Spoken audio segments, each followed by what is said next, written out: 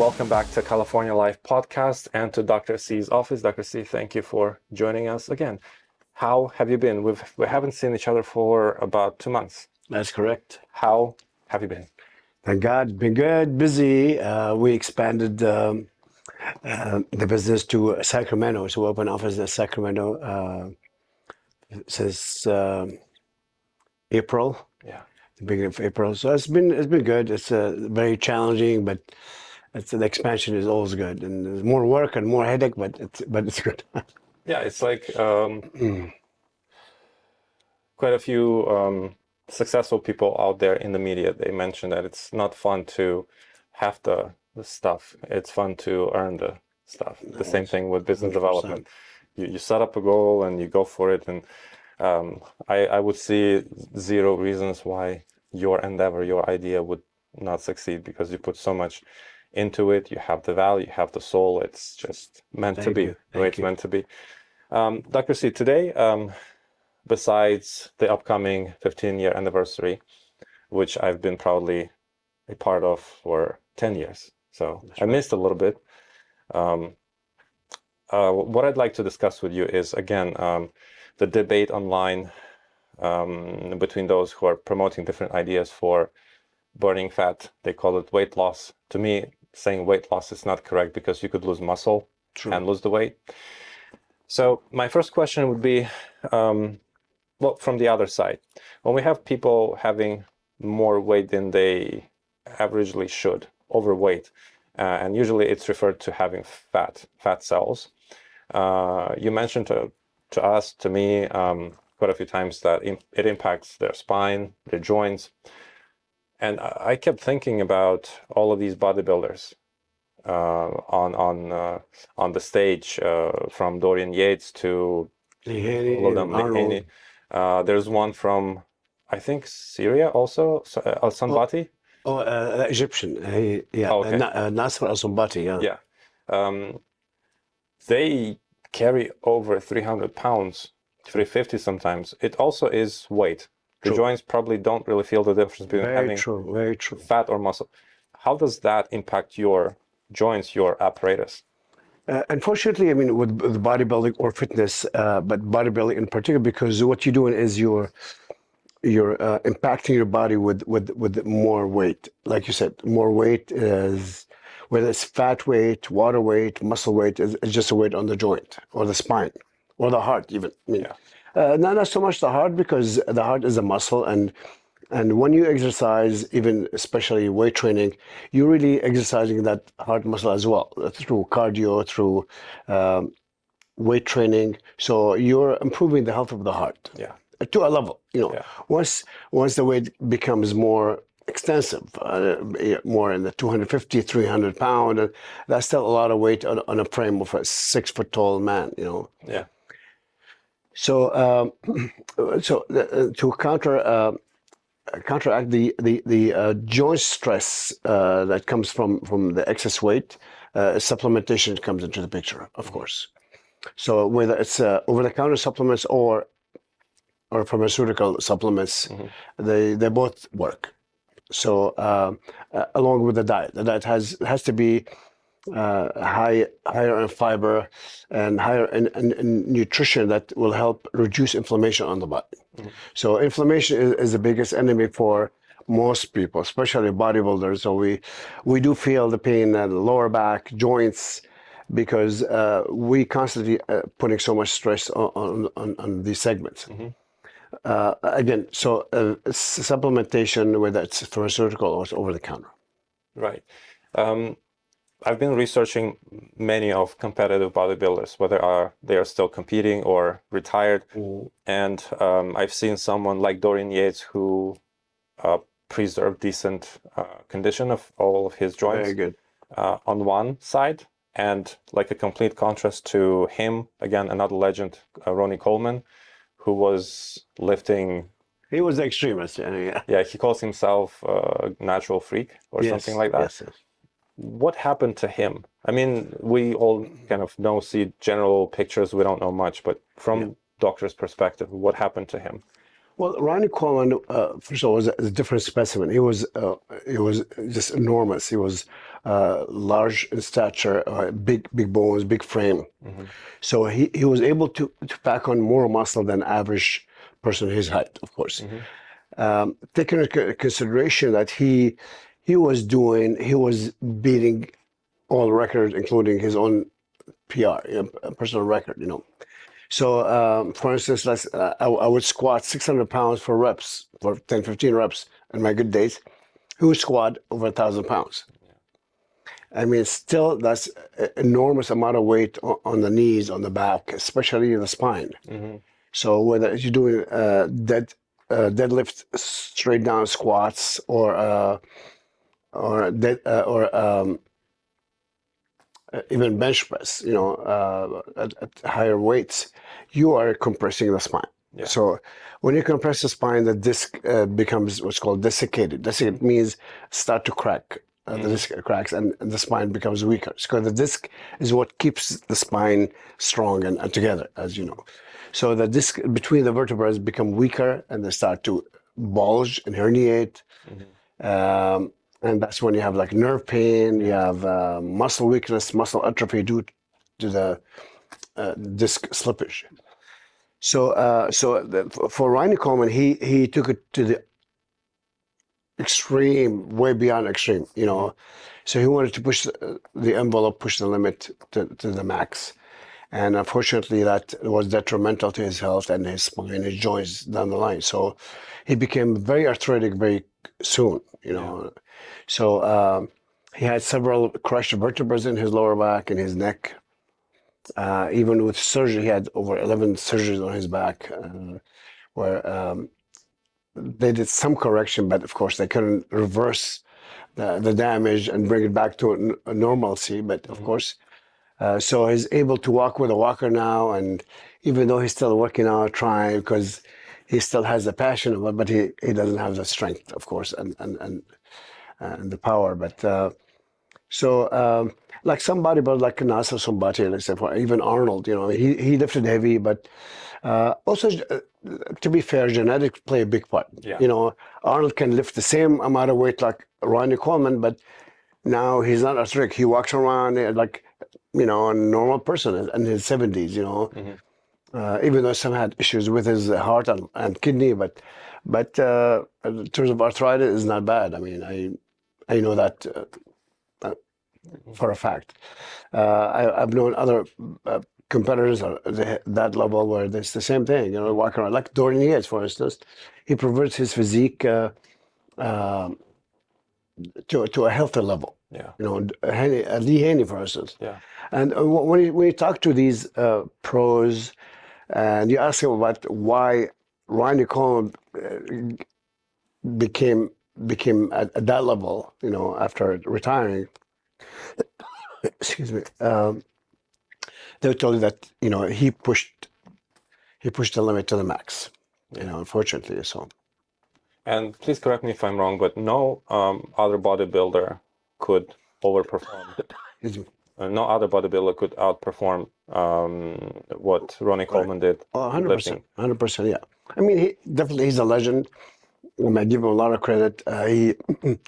He tried hard. His passion it's off the charts. But he should have backed down a little bit. He should have listened to his body. As a bodybuilder, you should have to listen to what your body is telling you. If your back is aching, pardon me, that means maybe back down a little bit, maybe not as heavy weight, use a belt, use supportive measures like in terms of bracing. Let's say, for instance, for now when I bench, I use a slingshot. I use special wrist straps, elbow sleeves. So it just help. It doesn't prevent having arthritis down the line or major injuries, but it will ease off some of the pain. Well, one thing that I would like to ask you about, you just mentioned that when you are squatting with heavier weights or when you're doing the deadlift, it impacts your spine, it cracks the discs. Right. I would imagine that it should strengthen the spine. Yes, I mean, 100% there's validity to it. It will strengthen the connective tissue of the spine. Mm-hmm. So the ligaments, the tendons, the muscle, all very strong, and they support the spine. Yeah. But the spine is it's a bone. I mean, a bone, and the disc itself it's a soft material. So uh, it can withstand so much axial pressure or compression Mm-hmm. to a level. After a while, it's going to give out. So Yeah. so. Again, I mean, you're preaching to the choir. I'm a bodybuilder, as you know, like you, and where I can live without even skipping one day of weight training. Mm-hmm. So weight training is really good for a human being in general, men and women, because that's a good avenue to longevity. Mm-hmm. The reason why, especially when you do legs. So I always say you've got to do legs for many reasons.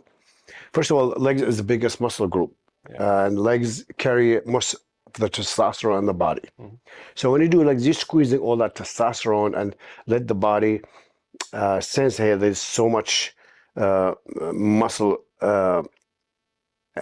energy and power is being produced from the legs. So the body will start produce more testosterone, even in women, and will also promote more stem cell in the body. So so it will help heal the whole body, especially when you do legs. But in general, especially for women, weight training is crucial in order to prevent osteoporosis, thinning of the bone. Mm-hmm. So there's no medication or there's no magic pills or anything on the planet that will help strengthen the bones and prevent osteoporosis like weight training. Mm-hmm. Absolutely, there's nothing out there. There's no laser, there's no magic potion, magic pill. It's got to be weight training. I'm not saying heavy training, but for women, weight training is very crucial. Also for longevity. Right. For example, people in their late 60s, 70s, and 80s, when if they don't weight train and they wait for the last few days, they'll say, "Hey, I'm going to start weight training," but a little bit too late, unfortunately. When they fall, they break a hip, and it's over. Yeah. You'll never see somebody who's fit all their life and fall. Oh, I broke a hip. What, you broke a hip? It sounds weird and unusual, right? Yeah. But for average person who don't do weight training, they break a hip. When they fall, it's beginning of their demise, unfortunately. So weight training is very crucial for muscle health, bone health, and longevity in general. Well, thank you for sharing that. And back to this question related to weights and spine. Yes. Is there a certain formula which we could use to, let's say, minimize the possible impact on the spine and at the same time to still train the legs? Absolutely. I mean, Or you can, back. yes. So the older we get, the certain exercise becomes a little bit more difficult for us. Like for me, for now, I don't squat anymore because I have injuries due to soccer and no weight training injuries. So I mean, just all my life, all my injuries from other sports like playing racquetball, soccer, and volleyball. And, Martial arts. martial arts, yeah, that's right. I had injury from martial arts, exactly. But weight training, no. The reason why weight training, especially if you study weight training and you do it properly, the form is everything, as you know. Technique. Yeah. Technique and form is everything. It's not so much how much weight you do. So when I'm at the gym, people ask me, stop me all the time, can you show me how to do this? And I'm glad you do it because I don't want to see them get injured. So the proper form is the key. And I think the next couple of episodes we'll do a proper form in the gym. We'll show almost every single exercise that can be done, and we show a proper form to prevent injuries and to get maximum gains to your muscle and your physique. So to go back to your question is how to prevent spinal injuries or joint injuries while you're training. I mean, like I said, a proper attire in terms of support, like weight belt. I'm so much for weight belt. It doesn't prevent injury, but also help hold your core, hold your muscles, and keep your form together. That's one. When I do, let's say, whoever wants to do squats or deadlift, you have to have a weight belt. For bench pressing, in my opinion, I think slingshot is really crucial. And you see me use a slingshot, which is it's an elastic band that you put your arms in it and goes right across your chest. And when you bench, it keeps your shoulders, elbows together, so it protects shoulder injury and prevent ripping of the pectoralis. So I think that's very helpful. You'll be able to lift more and with more comfort and better results. Now, this thing that you mentioned, I've tried it when we trained together. I've tried it, and there is a tricky question which comes to my mind. What's the point of lifting more using this, whatever it's called? I forgot the slingshot. Slingshot. We could lift a little less. Yes, you're right. I mean, there's validity to the question too. So there's two ways. You can lift lighter weight for more reps. Yeah. I do that sometimes. Let's say I want to do like I bench 315 for maybe 8 reps. I would use a slingshot, and at least I know I'm lifting.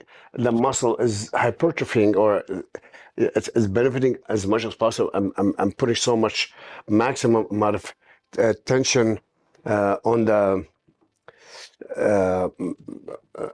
muscle, so the muscle will have hypertrophy and will get bigger. But if that's when I go heavy and use the slingshot. If I want to go lighter weight, maybe do 185, so plate and a quarter for maybe 20-25 reps. So you have less chance of getting injured, and you still get very similar benefit. You still have hypertrophy, you have stamina being built. Right. So you can use either one. Either one is fine. But some people like to lift heavy, and you feel good lifting heavy, so use a proper support. I think it's excellent. That's yeah. My point is, well, the thing which I got in my head again, it could be absolutely wrong, but if you're lifting more with the slingshot, which is kind of helping you, isn't it just tricking your mind because you have a helper? It's not actually 350 or 400. No, but I mean, yes and no. What I'm saying is, you're still lifting the weight. You're maybe at 95% is your own power, and 5% is the help of the slingshot. Yeah. So you're still lifting heavy, but lifting heavy also is really good because it promotes more stem cell production, more testosterone production. Yeah. You see what I'm saying? So that's the difference. Lighter weight is still good, but you build more stamina, more endurance. Yeah. You get better vasculature with the lighter weight, high reps. So both are good. I mean, there's no right and wrong. But, Yeah, there's a combination. Exactly. As long as you do either one correctly, you're benefiting anyway. Right. Last time we also discussed a very important topic, I believe. It's the deformation of the spine when the stomach goes forward because we sit working and we are driving or anything, we stop stretching, whichever reason, or a combination of all of those. Which of the exercises would you as a doctor, first of all, recommend so that people can, well, if not fix it, at least improve the situation? Very good. So in general, core training is essential every day. For me, as you know, like all my workouts, whether I do chest, shoulders, back, legs, I always end up the workout with core. Yeah. I do leg lifts. I do seated. Kneel down crunches weighted. Yeah. I do bench leg kicks. So all that is core, strengthening the core. So that's one, to help strengthen the back, because the core is strong, the back is strong. The core supports the back and vice versa. So that's one. The other thing you want to do is back extensions. Yeah. So leaning over a bench and hyperextension. Yes, exactly. So those you can do it unweighted and weighted. If you're advanced, you can grab a plate and do them weighted. Yeah. And that strengthens the paraspinals, the erectors, all the muscles surrounding the lower back and the spine. Of course, the other exercise like seated rowing is also crucial. It's very important. The pull downs, anything with back exercise will help strengthen the spine, strengthen the back, and improve your posture. So you have to work on your upper back and lower back as well to improve your posture, because you want the upper back to be tighter and shoulders back. So support. So the pull down is good. Yeah. Side raises, rear delts, face pulls, all the stuff will help strengthen and keep you more erect and improve your posture. Right. In addition to that, again, based on the research that I constantly do online to see what's being fed to the audience in the media world, medical influencers, let's call them this way, whether they are medical or they pretend to be, they mention about shortened muscle or tight muscle, which is connecting here in the front or the back or both. How do we work with these muscle when they're too tense, or they could be anywhere on the back? Sure. Flexibility exercise is crucial. I spend 15 to 20 minutes before I do any type of training, foam rolling, stretching these tight muscles. Monday through Sunday. Yeah. So the stretching, foam rolling is good. Some once in a while, get deep tissue work done to stretch. Have somebody stretch, a professional person, like the Stretch Lab. They do professional stretching, half an hour. So I do get that once a week, and I stretch myself daily. As I say, I use a foam roller, which is a great tool to improve flexibility, break up adhesion, scar tissue in the muscle. I stretch on the benches there as well. So at 15 to 20 minutes prior to my workout, it's the flexibility and improve flexibility and stretching is important. Another thing which I wanted to again discuss with you, or more of hear your opinion. Another discussion is cardio training before weights or after weights. I know that you only do a little warm up.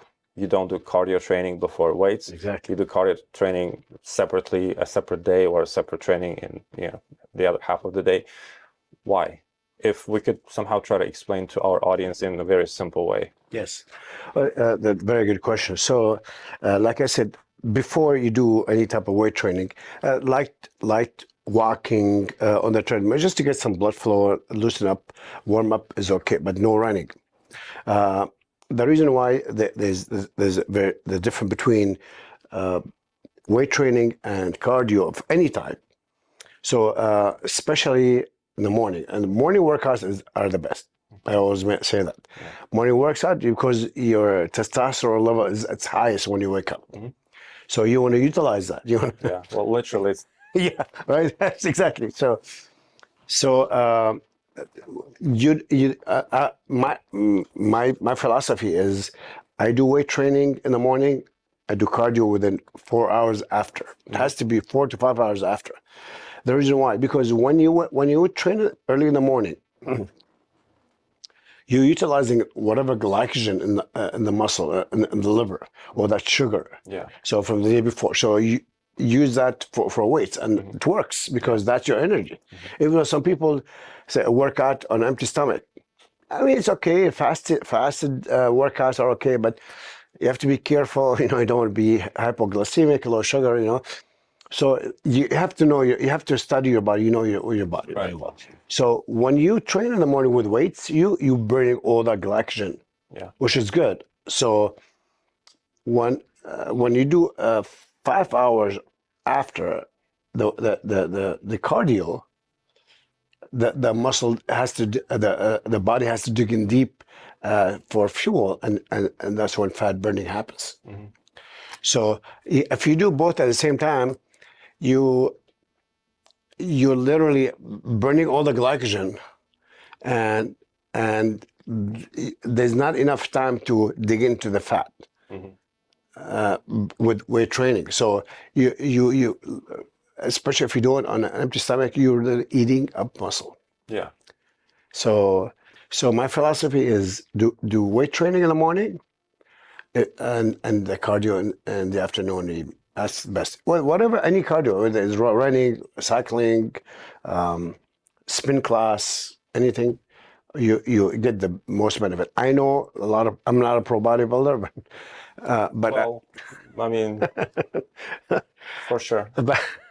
But I've been around. I do a lot of research in terms of biomechanics. I have a degree in biomechanics, a degree in nutrition. So I mix all that together to help whoever wants to follow me, or like listening, and I want to pass on the knowledge that I have, to help people. And people stop me on the street and ask me a question. I gladly do it. I know, because if you have knowledge. That's very interesting. How would they stop you knowing how?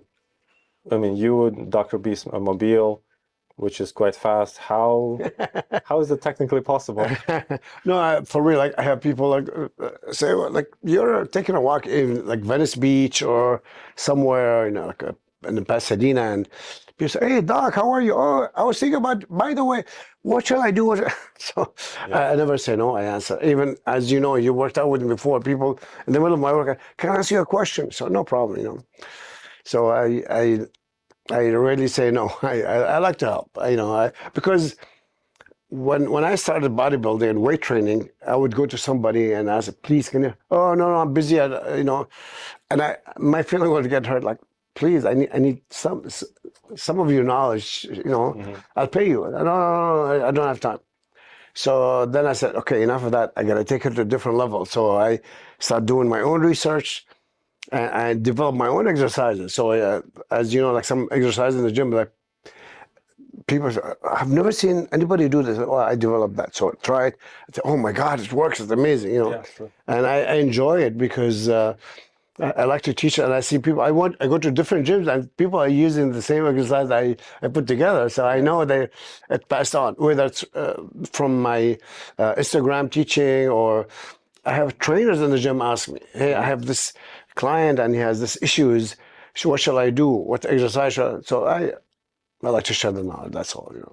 Well, that's very generous. So, in again simple words, when we get up in the morning, we have this glycogen, like the fuel from yesterday, which we would rather burn training muscle, and then after a couple of hours, in order to dig into the fat, we would do the cardio.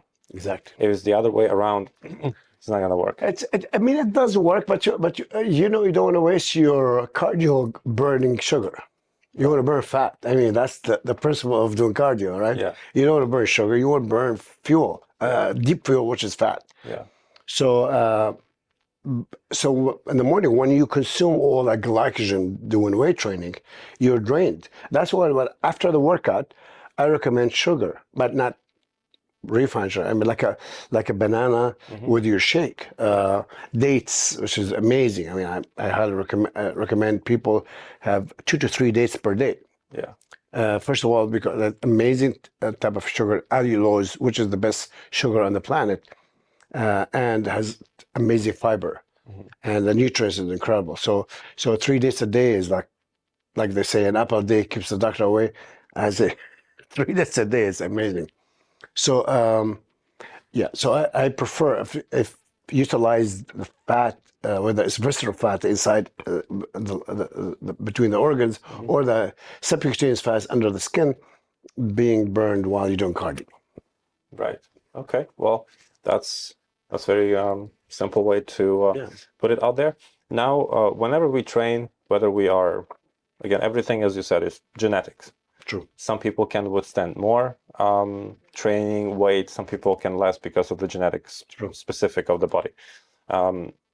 Our joints are getting worn out. How do we maybe naturally help them to rejuvenate? Good question. The joints are made of collagen, as you know. The cartilage is made of collagen. So collagen supplement is really crucial. Also, the supplement, the combination of some supplements, I'll be happy to provide that maybe after the show somehow with your expertise. Of course. For instance, fish oil, vitamin E is crucial. Vitamin D3, 5 to 10,000 units a day. And vitamin C, about 4,000 milligrams per day. The magnesium, which is most important, I always stress how essential magnesium is to the human body in general, but also for muscle and connective tissue health. Yeah. So without magnesium, the muscle is not going to grow, it's not going to function properly. When I talked about the muscle, I talk about the connective tissue that comes with the muscle, ligaments, tendons, bones. So magnesium, there's several type of magnesium and they have different functions. But for instance, magnesium glycinate in particular is one of my favorite, the highly absorbable magnesium, 1,000 milligram per day, 500 in the morning, 500 before bedtime. It's really highly recommended. You'll feel a difference whether with your sleep pattern, your digestive tract, with also it's a natural muscle relaxant. So it prevents cramping when you have like eye twitching or like muscle twitching. You know that you're depleted from magnesium. You take magnesium, it goes away. Yeah. So like I said, the supplements that you can take over the counter will help strengthen the joints, will help keep the joint as healthy as possible. So eating gelatin, for the jello is gelatin, so that's very healthy. Yeah. By the way, so, or you can get the gelatin supplement, the collagen gelatin supplements, also very good. So also the food that you eat, like I said, variety of protein that will help. It also will help the joint, help the digestive tract, will help the joint. So you mix your red meat, lean red meat, a lot of fish, also the higher omega 3, like salmon, of course, and Chilean sea bass. All that high fat fish is very good for you, good for your joint as well. Well, we'll have to dedicate a different episode and talk about all these sources of food, because I've also learned that there are multiple types of fish, which is very not healthy to eat because of the environment, because of how they and everything, mercury, yeah. and then It's very true. the coloring, True. whatever they do to the salmon, especially salmon in particular. Yeah, like the farm raised, which is a no. Yeah. So please don't eat farm raised salmon, because you only eat wild caught. If there's no wild caught, don't eat it, because farm raised literally is like having chicken and thousands of chicken in a small coop, and so they have to, for the salmon in particular, when the farm raised, they have to spray them with pesticide in order to prevent parasites. Yeah. And the food that they give them, not very good. So all the farm raised salmon it's guaranteed has parasites. It's not good for you. So, and the food, like you said, food coloring,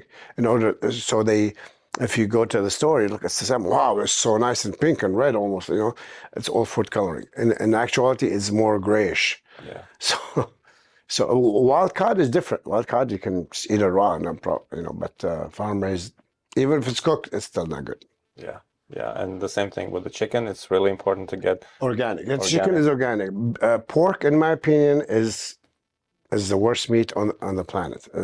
The reason why, like I said, we dedicate an episode for that, but I want to mention these because we talk about muscle growth and protein. Health. Yes, health in general. So pork is not good. The reason why, the pork always has parasites, no matter what. Even if you cook it, you might reduce the risk, but the reason why the pork, pork itself, they don't sweat. Yeah. All animals and human, they sweat. Pork does not sweat. It doesn't have sweat glands, so it keeps all the toxins, the poison inside them. So it's embedded in their muscle fiber. So when you eat the pork, definitely guaranteed you have some type of parasite. It's not specified as good meat or good protein. So I never eat pork. Well, no wonder that in so many cultures, ancient cultures, they don't eat pork and they prohibit. Then you're something. Yeah, pork. Then you're something. Yeah, they like the Judaism and Islam. They don't eat pork because they say it's a dirty animal. I mean, it's true because it just feeds on anything, even. Sorry, it's on a spoon. While it's mixed with food, they eat that, and so a lot of bacteria, a lot of parasites. Yeah. Yeah. Nutrition is it's rest, nutrition, and then training. You know, if That's the essence if we of if we longevity. train, don't rest enough, and then eat hamburgers, in the joint. Exactly. If you work out hard but you don't eat good, you're really not benefiting much because the muscle needs to feed on good fuel and good protein. So all that hard work, like in bodybuilding or fitness, we say 70 or 75% of physiques are built in the kitchen, not in the gym. Right. In the gym, well trained, well work out. You see everybody working out. So everybody should look good. Everybody can compete, but unfortunately, not the case. Why? Because once they leave the gym, they forget about what all the hard work they did. They start eating, crap. They eat hot dogs, pork, this, that, sugar, which is the biggest poison on the planet, of course. I don't eat sugar. I don't eat processed carbs like bread and pasta. Not good for you, even though it tastes good. Don't take it wrong. It tastes amazing, but again, for your health, stick with unprocessed meat and processed carbs. So rice, okay. Sweet potatoes, okay. Potatoes, okay, a little bit. Quinoa is ancient grain is amazing. High protein carbs. So, yeah. Well, Dr. C, I know you have a next meeting coming up, so I want to respect your time. Thank you. The next episode, though, I know we plan to have a dedicated episode to training and technique, food and sources of different elements. The next episode, I would like to dedicate to certain things which Joe Rogan discussed with Mel Gibson.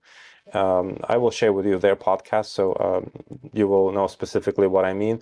They discuss different medical drugs, supplementation, Yes, to beat cancer. yes. This has been a lot in the media among people. A lot of information is withheld from us by the pharma companies. I get it; it's business for them.